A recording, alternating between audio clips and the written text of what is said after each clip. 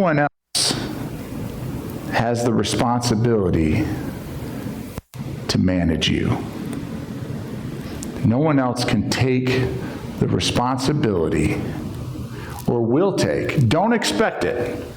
Anyone else to take responsibility to manage you and how you're doing.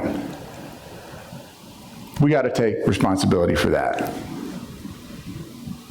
And so, as I was reflecting on that, I was thinking about how I live in the tension of, am I taking care of myself, and are other people taking advantage of me? And if I'm taking good care of myself, then it's hard for somebody else to take advantage of me. But if I'm not managing myself well, then I become really sensitive to when somebody else is not thinking about me. Let me dumb it down a little bit more. I've realized that in my most yucky moments and yucky times, especially like in my household, my family, I'm not even going to put it in the context of just my household and my family. My yucky times come when I haven't been taking good care of myself. And my yucky times come when I feel like no one's taking care of, no one's mindful of me. No one's thinking about me. Okay? It's not anyone else's job to think about me. I got to take care of me, right? Let me say it like this too. My yucky times come when it's not just somebody's not taking care of me. At the core of it, I'm being selfish. I get real yucky when someone is infringing upon my self-centeredness. And so I have to, the challenge for today really is, are you taking care of yourself so that you can be good for others? Or are you being selfish and self-centered? Because when somebody steps on my self-centered toes, I get yucky. Okay? And God uses those moments to humble me.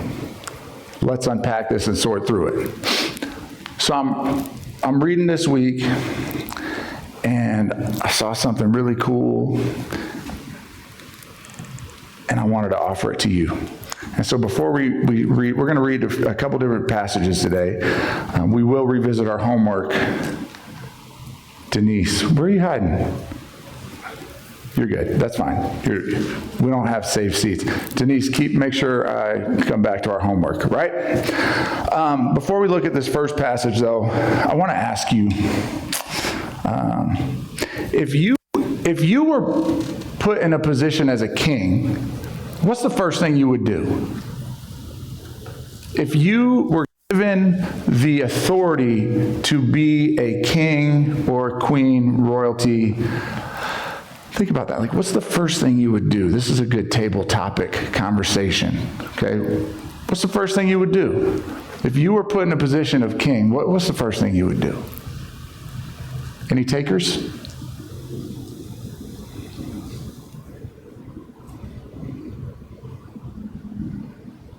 What's the first thing you would do? No, I'm really asking. You can talk. It's okay. Just raise your hand. I'll call on you. You don't have to speak. I'm not going to give you the microphone. Yes, Nick. What's the first thing you would do if you were put in as king for a nation? Set standards. Set standards. Love that. Beautiful. What else? Rich. Vet the inside counsel that the previous king had before I make any moves. You would vet the inside counsel that whoever the previous king was, and you said a little bit more after that. Just to make sure that there's a good team around me. It's a good team. What's this team looking like? What kind of team am I inheriting here? That's good. There's good wisdom there. Okay. What else would you do? Yeah, Andrew. You would what? Honor the Lord. Honor the Lord. That's too general for me. I hope that you would desire to honor the Lord in everything you do, right? So I'm sure you would commit yourself. What else would you do? Anybody fleshly like me? Am I the only, you know what so I asked a group of young men this question this week, and I said I would explore the castle. That's what you said, Cal? Why didn't you say it, Cal? See, this is how all right, if you're an introvert, tell the extrovert next to you what you would do. Bro, I would like, yo, I'm having, Cal, me and you, sleep over, bro. Come, you can pick whatever room you want. We're going to play hide and go seek. And like, I always was intrigued by the White House. Like, there's a lot of history. I want to know, like, I don't the tour that like the 8th graders go on. Like, I want to go in the innards. I want to check it all out, right? I want the secret passages. I want the dungeons. Yes. You just said it, explore it. That's what you would do. I want to know what this palace is all about. Where's my crib for a while, Yeah. Okay, cool. I had one of the other young guys the other day said, I'm going to eat. I want to see where that buffet, I want to know who my chef is, and let's eat, right? And then somebody else said, man, I would pray. So kind of like you, Andrew. Like, I'm just going to submit my heart to the Lord. I'm going to pray. Like, wow, God, you put me in this position, and I'm going to pray. That's a great place to start.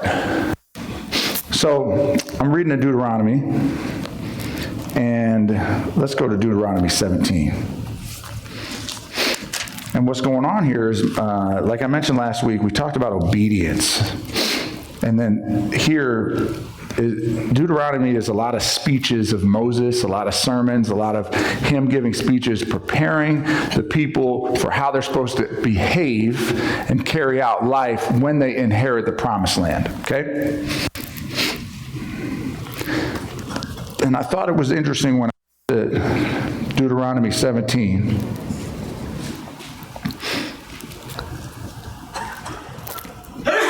Did I give you guys starting at verse 14? That's what I gave you guys? All right, cool. So we're going to start at Deuteronomy 17, verse 14. I want you to first look at the things that he tells. So he's saying, when you go into this promised land, I'm going to let you have a king. Okay, I'm going to select this king, and I got some things not to do as king, and then I got something that I want you to do as king. Cool? So that's what we're going to find. Everybody there? If you're not, say hold up. Cool. All right, Deuteronomy 17, verse 14. When you come to the land that the Lord your God is giving you, and you possess it and dwell in it, and then say, I will set a king over me, like all the other nations that are around me.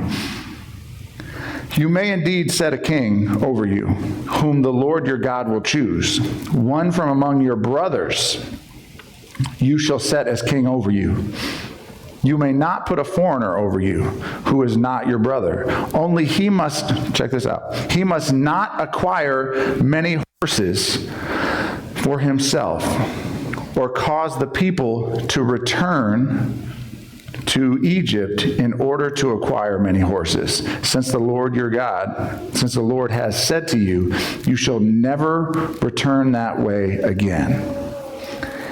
And then he said, and he shall not acquire many wives for himself, lest his heart turn away, nor shall he acquire for himself excessive silver and gold.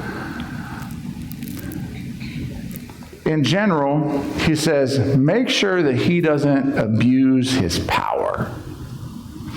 And make sure he doesn't just use his wealth and power to acquire a bunch of stuff. And make sure he doesn't turn the people back to their old ways. And make sure he doesn't make this about his lavish living and presentation and silver and gold. And don't let him make this about money and power. Don't you dare. If you're going to be king, don't make it about exalting yourself. Check out what he says to do.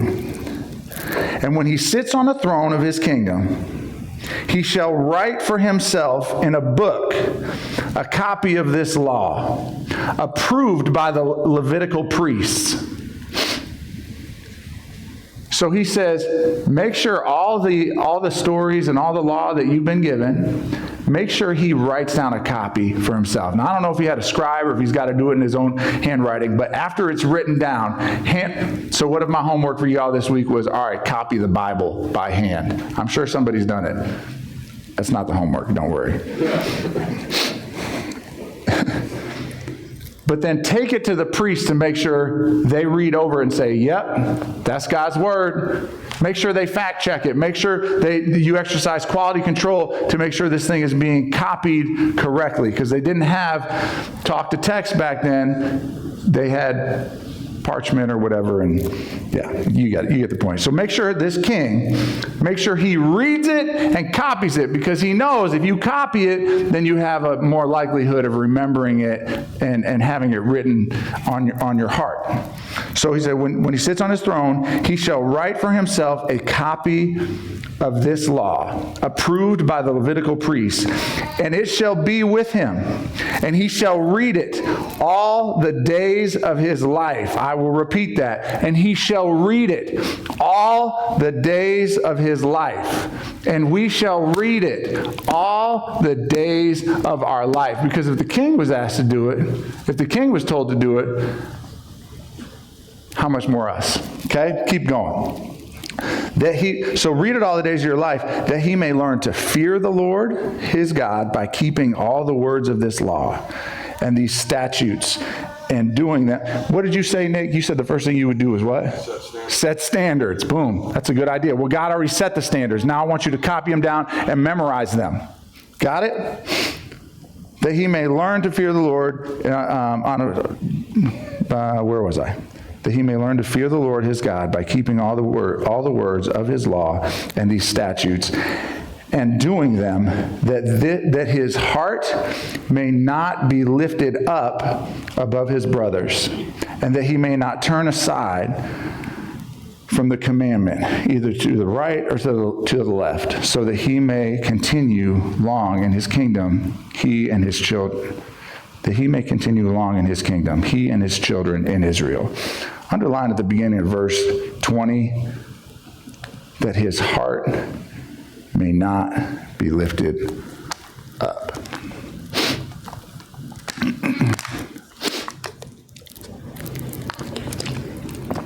Fascinating to me that God says, all right, you're going to put a king in place, and don't let him make it about himself.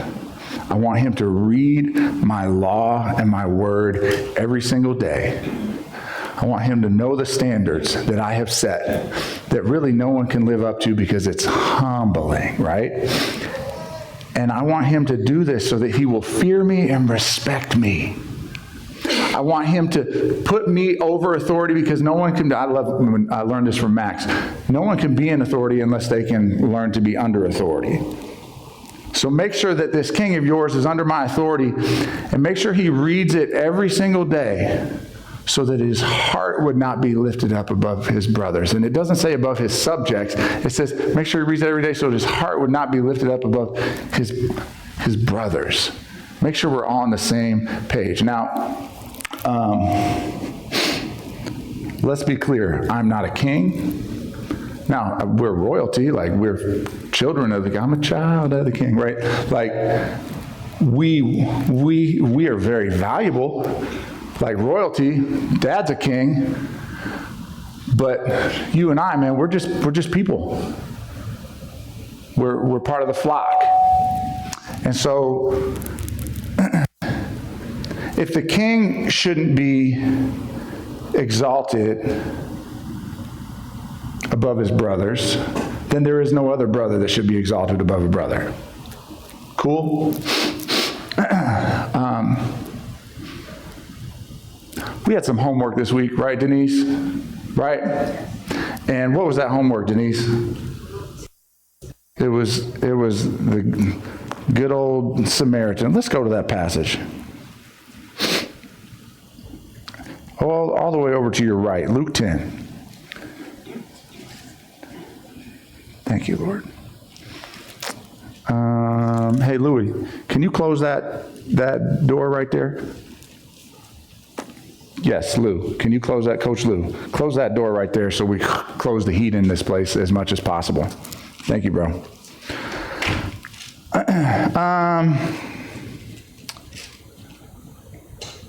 You know what? Before we look at the Good Samaritan, I want to highlight a couple other passages. Let me even say this. God, walking in humility does not mean like don't be great. When I say we're not kings, it doesn't mean don't carry yourself like a king.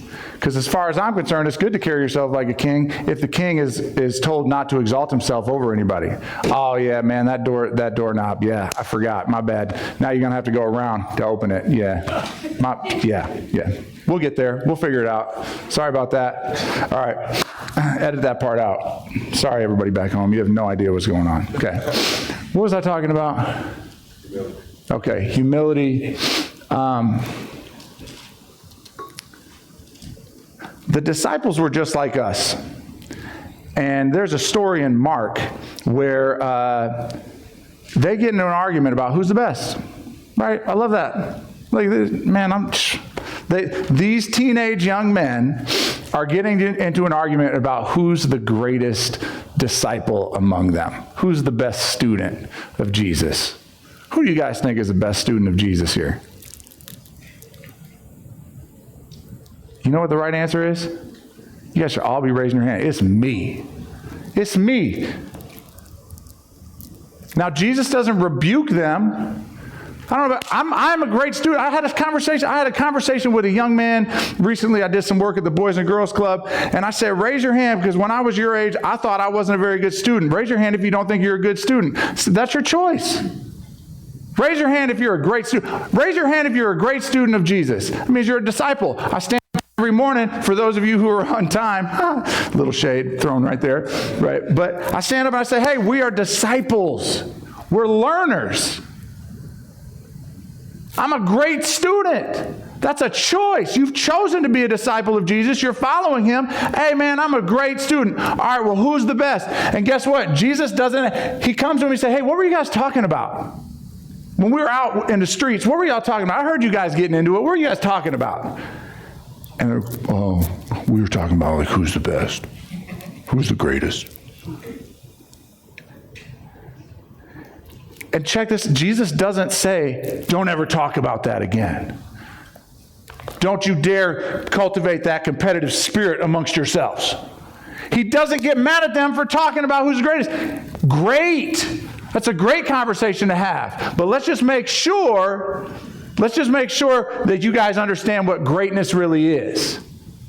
You want to be king? Great. You want to have power? Great. You want to have authority? Great. You want to be a person of influence? Great. But let's just make sure you know how to handle that authority and that greatness. Please pursue greatness. Please stir each other up to be great. Please do that. Please be competitive. And make sure you know what greatness is. What does he tell them? I'm going to go real quick.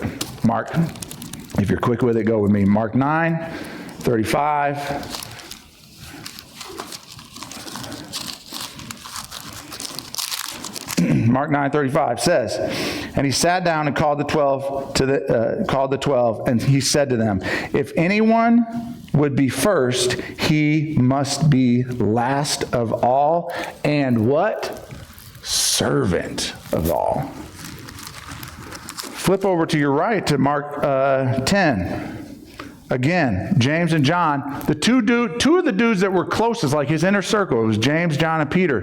These are his inner circle. These are his top three. These dudes are tight with him, and like, man, we're the only ones that are close to him.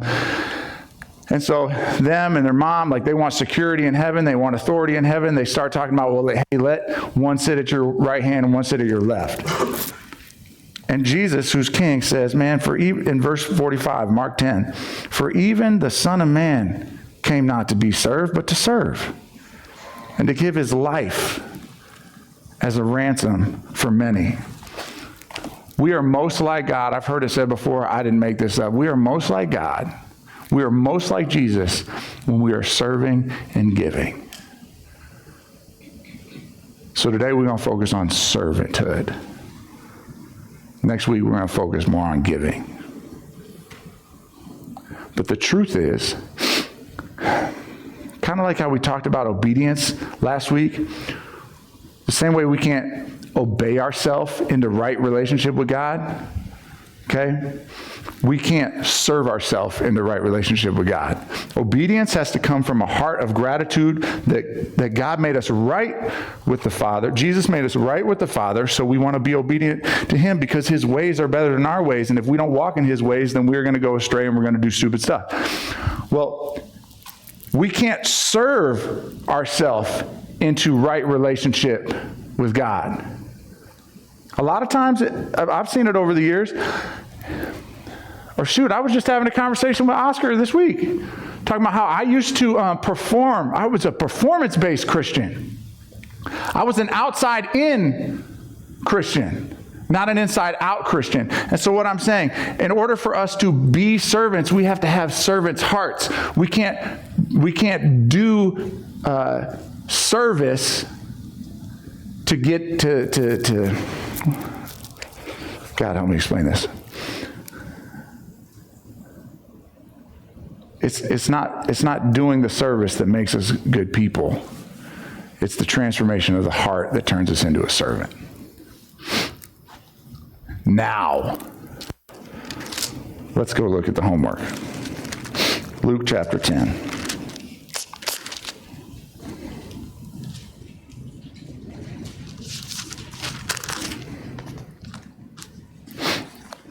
Okay. I'll read the first part that we read last week.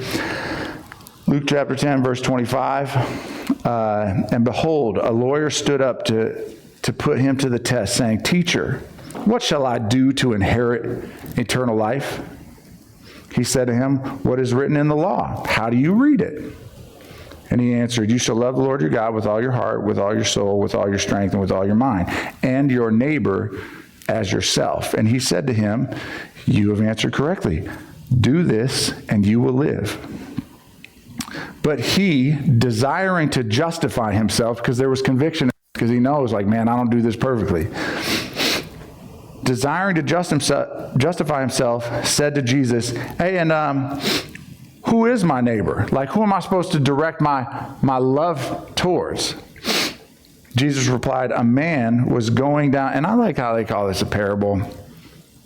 This reminds me of, I think it's like the Pharisee, the tax collector. He doesn't say, let me tell you, like Joel Osteen, let me tell you a story. Let me tell you a story. No, he's not telling, I think he's telling him a story, but I would be willing to argue Jesus, if he hasn't observed this exact situation, he's observed something very much like it. So he says, a man was going down from Jerusalem, and he says down from Jerusalem because Jerusalem was on a hill, to Jericho. And he fell among robbers who stripped him and beat him and departed, leaving him half dead. Terrible. Now, by chance, a priest was going down that road.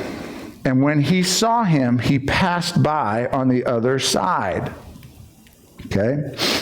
So likewise, a Levite, when he saw, so likewise, a Levite, when he came to the place and saw him, passed by on the other side. Now, the priest, a priest comes from the tribe of Levi. A Levite is not necessarily a priest. So, like, look at it as what Jesus is basically saying. The first guy comes through, he's like a pastor or a worship leader. He's a doc or a Raul or one of the elders. Okay, and this guy sees somebody in the road and doesn't do nothing about it. Now, we can get into the weeds with why he didn't do anything about it. It was an inconvenience. It would have derailed him. It would have made him unclean, and then he would have been out of service for a little bit, whatever. The truth is, the pastor didn't do nothing. He passed by on the other side. That's messed up.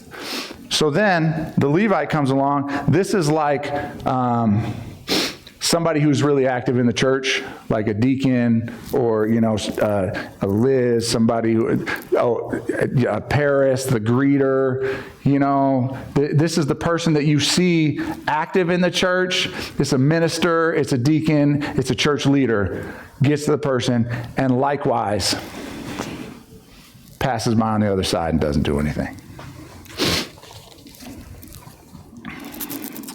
But a Samaritan came to the place and saw him pass. But a Samaritan, as he journeyed, came to where he was, and when he saw him, he had compassion. He didn't think, "Oh shoot, what religious? What am I supposed to do? Okay, I got to honor." No, he had a heart of compassion. Bro, hey, what happened? Oh my gosh, he had a heart of compassion, and he went to him and he bound up his wounds, pouring on oil and wine. Then he set him on his own animal and brought him to an inn and took care of him. And the next, I had an old pastor say one time, you got to stay all night. He brought him to the inn and took care of him. And the next day, he took out 2 denarii. He took out his own cash and gave them to the innkeeper, saying, "Take care of him, and whatever more you spend, I will repay you when I come back." And so Jesus is just telling a story. He says to the guy, "Which of these 3 do you think proved to be a neighbor?" I just think it's interesting that the lawyer said, "Who is my neighbor? Who is the object? Who's the person that I'm supposed to love?" And then Jesus tells a story and asks him the question, which one was? Not who am I supposed to serve, but which one embodied the heart of the servant? Which one had heart transformation? Which not who did the right thing, but who has experienced heart transformation, actually has a compassionate heart to serve? Which one of them has not lifted his heart above his brother? So verse 36, "Which of these 3 do you think proved to be a neighbor to the man who fell among the robbers?" And he said, "The one who showed mercy." And Jesus said to him, Go and do likewise."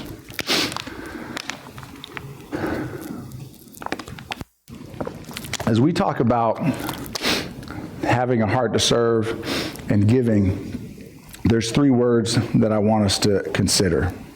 I want us to consider the word secure.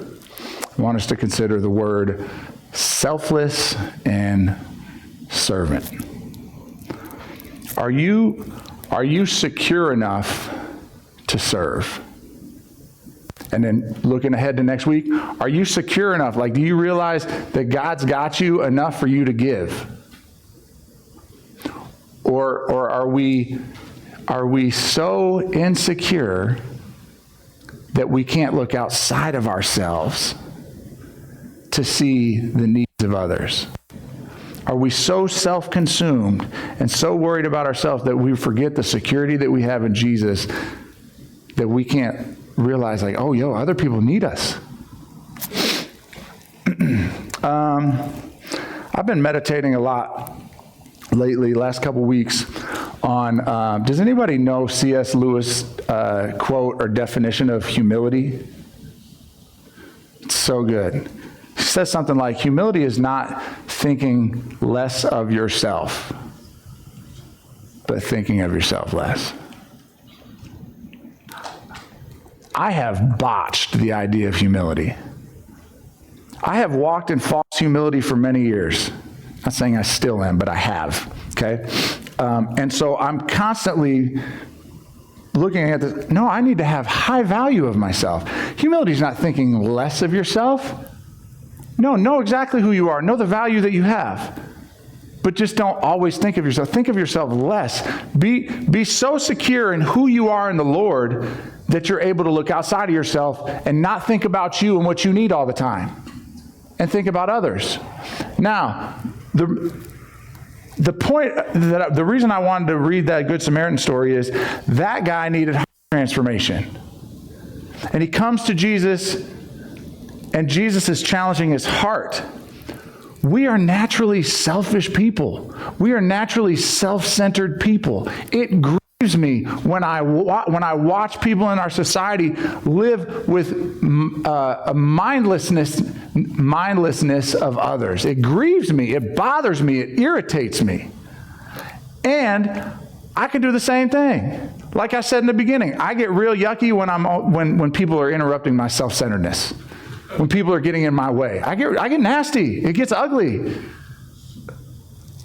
And so the only way that we're going to have a heart to serve others is if we come to Jesus by faith, entering into the security that we have with him, and invite him to transform our heart, to make us less selfless, or make us more selfless, less selfish, and orient us to have a servant's heart for others. To transform our hearts by faith to be in service to others. Now, I said in the beginning, I live in the tension of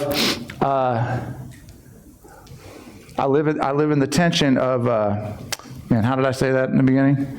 Somebody help me out. Am I being selfish, or am I taking care of myself? So I got a coach, a mentor. He shares the SFO principle: self for others.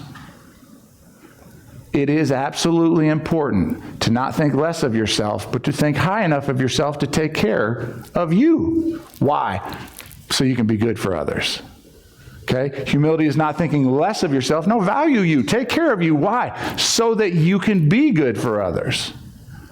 And don't forget to have a heart for others. And God, help us where we are selfish and self-centered. Transform this selfish heart of ours, God. Because I relate to the priest, I relate to the Levite. I don't necessarily relate all the time to the person who is stepping out of their plans, being inconvenienced, staying all night, and paying the bill. I don't relate to that. You should be challenged by that.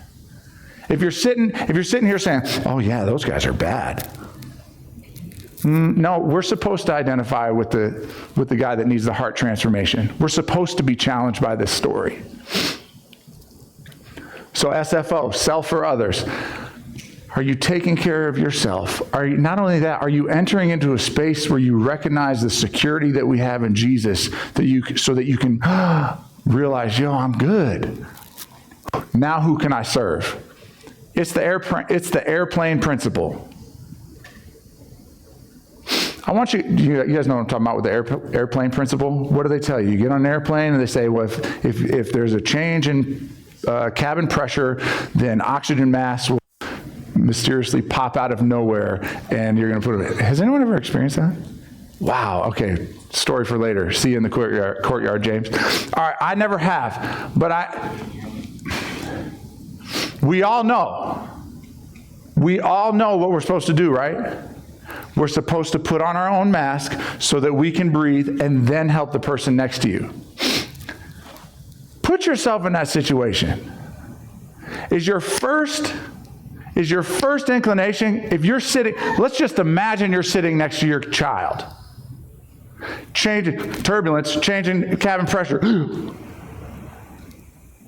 And the masks come down. What's your first thought going to be? The only reason it's going to be to put my mask on first is because I've been drilled with that truth. But my feeling is going to be like, no, I got to take care of my kid. I got to make sure they got their mask on. It's wild though, because it's so counterintuitive. What am I saying? Guys, make sure that you are secure in your relationship with Jesus so that we can be transformed to have his heart to care for others. Make sure you're good so that you can have a heart to serve others. And if you are walking with Jesus, then you do have that security. Guys, we're good. We're good. And if we aren't focused daily on, man, who can I serve? Who can I help? Who needs what I got? Who needs Jesus? If that's not us, then we need heart transformation. We need to ask God to transform. We got to get out of here. We got to ask God to transform our selfish hearts to be selfless. And so my homework for us is, it's like 5 things. First and foremost, seek out and be sensitive to opportunities to serve. Okay? And when the yuckiness wells up, ask yourself, is this a result of me not putting my mask on? Is this a result of me not taking care? Is this a result of me not managing myself well and I'm looking for someone else to be managed and now I'm getting bitter with everybody else because no one else cares about me? No, you don't care about you. You didn't put your mask on. Okay? Or is this a result of my self-centeredness? And ask God to transform that. Because if our king is called not to exalt himself or let his heart be lifted up over anybody else, how much more us? Let's finish with one more idea, and then I'm going to pray and we're going to get out of here. We had communion. Jesus bread, prayed, had a great time with his fellas. What else did he do? What else did he do at that Last Supper? How did he exemplify service of others? He washed feet. I love when I look around and I see you guys like whisper to each other, hey, we wash his feet. He washed his disciples' feet.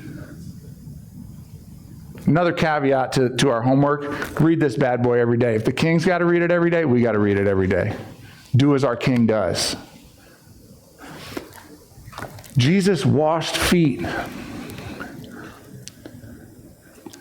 Now, they were reclining at a table.